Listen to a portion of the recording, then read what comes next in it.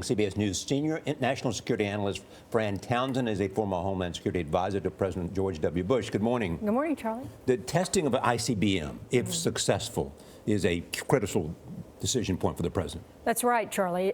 And I think, look, the good news is the most recent missile test failed. But they've made significant progress. And so when the president says others have been outplayed, I think what he's talking about is both the development that we've seen in the missile program and the nuclear test, the underground nuclear test that we've seen. And he's right. It is very concerning the amount of progress we've seen over the last 12 years in the North Korean program. Is this thing ratcheting up so intensely that somebody could make a mistake and we're all in war? I don't worry about the U.S. miscalculating. I do worry about Kim Jong-un miscalculating the rhetoric. Look, I don't think anybody wants to see that sort of an escalation. And I think Mike Pence's statements this morning in Japan signal we're not looking to make a first strike, but we also won't sit idly by. China's got this huge trade relationship.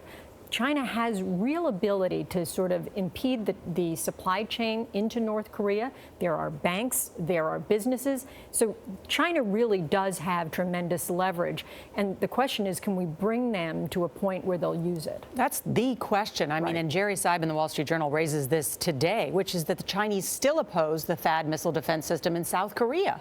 Well, let's remember what China's strategic interest is here, right? They don't want to see chaos in North Korea, but they also are not fans of a unified Korean peninsula because what they don't want to see is U.S. military forces on their border in a unified Korea. And so we have to understand what each country's strategic interest is, and try to play that to our best advantage.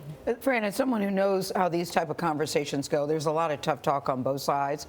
What do you think is going on behind the scenes? Well, no question. Look, you see the diplomatic effort playing out between the President Trump and President Xi, but we also ought to expect there's covert and clandestine activity on both sides. We know that North Korea's got cyber ability, and we know the United States does, as well as electronic warfare capability. And so while we don't understand the details of that, behind the scenes, those sorts of plays are being made to try and influence the way people. Any evidence that the Chinese are changing just a bit?